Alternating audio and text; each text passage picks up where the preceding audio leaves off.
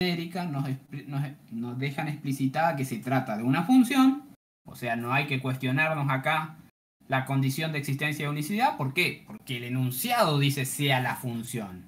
Si ya nos da el enunciado la información de que se trata de una función, no nos vamos a poner a cuestionar eso. Entonces, la fórmula f de x igual a x al cuadrado menos 4x más 3 es una relación funcional. Es una regla de correspondencia asociada a una relación funcional. La consigna dice hallar f de 4, f de menos 3 y f de y menos 12. F, y esto lo voy a escribir sola y voy a borrar y se tienen que olvidar, ¿o no? F de algo, si ese algo es un número, si ese algo es una mesa, una silla, lo que sea, va a ser algo al cuadrado menos 4 veces ese algo, ¿sí?, más 3. Entonces, todo lo que cargue como valor de x lo tengo que elevar al cuadrado, restarle el 4 de ese elemento x y sumarle el valor 3. Y eso va a ser siempre en cualquier relación funcional. Toda vez que ese algo, o mejor dicho, que para ese algo elegido, ¿sí?, exista como elemento asociado un número real.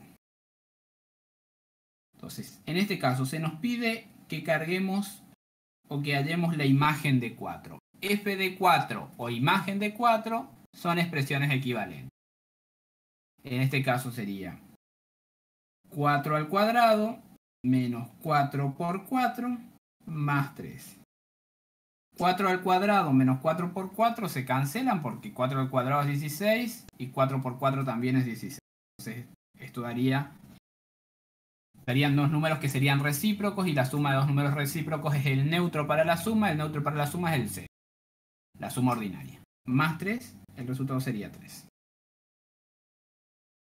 F de menos 3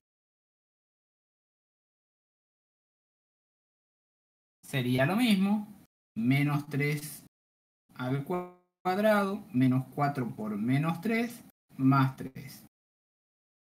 Y esto sería menos 3 al cuadrado, quedaría 9, 4 por 3 quedaría 12, más 3. Por lo tanto, esto sería 21 más 3, 24. Y f de y menos 2z sería aquello que utilicé para darles idea cuando escribí algo, ¿sí? El algo ahora es y menos 2z. Por lo tanto, va a ser y menos 2z al cuadrado menos 4 por y menos 2z más 3. Y ahí tendríamos el resultado, ¿sí?, para el cálculo de las imágenes de esos tres elementos. Siempre que i menos 2z sea un número real. ¿Por qué? Porque estamos hablando de funciones que van de R hacia R. Es decir, toman valores reales, ¿sí?, ingresan valores reales, ¿sí?, se procesan a través de la regla de correspondencia y salen valores reales. X es real y tiene que ser real. ¿Sí? ¿Pueden haber valores de X para los cuales no exista Y? Sí. Eso ya lo veremos más adelante.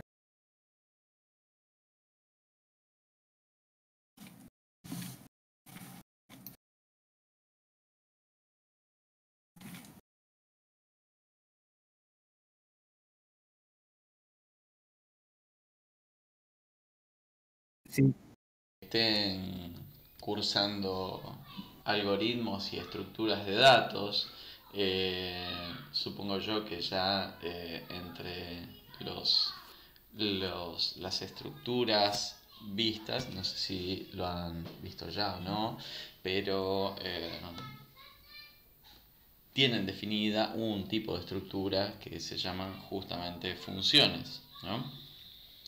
La analogía es justamente esa, y la idea de las funciones en los lenguajes de programación son justamente traídas del concepto de funciones que estamos viendo en este momento, digamos. Así que importantísimo poder entender cómo es la definición de una función, si bien aquí se manejan como parámetros lo que son valores numéricos. Acá, como bien lo dijo el profesor, estamos manejando como parámetros los valores del conjunto de los reales, y por ahí eso sí se puede extender en lo que es la definición de funciones en un lenguaje de programación, pero el concepto es el mismo, es decir, tenemos una entrada, tenemos un proceso que finalmente aquí es una función, en nuestro caso será un algoritmo, en el caso de una estructura de programación,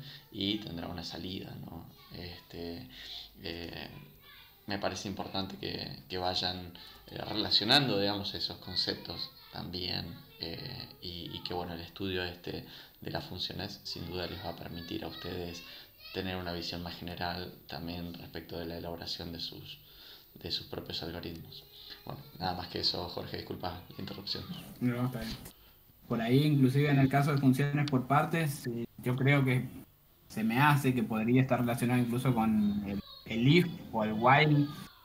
Totalmente, totalmente, porque hay un condicional que estamos usando cuando hacemos funciones por partes, como vimos en uno de los ejemplos al principio, o funciones a trozos, en la que tenemos un condicional que ocurre si nuestro valor tiene un determinado rango, digamos, y entonces la definición de la función es una, y si tiene otro valor, entonces la definición de la función es otra, ¿no? Así mismo, efectivamente, Jorge. Bien. Bueno, acá en el ejercicio 5 justamente estamos tratando con una función que está definida por partes, ¿sí? Eh,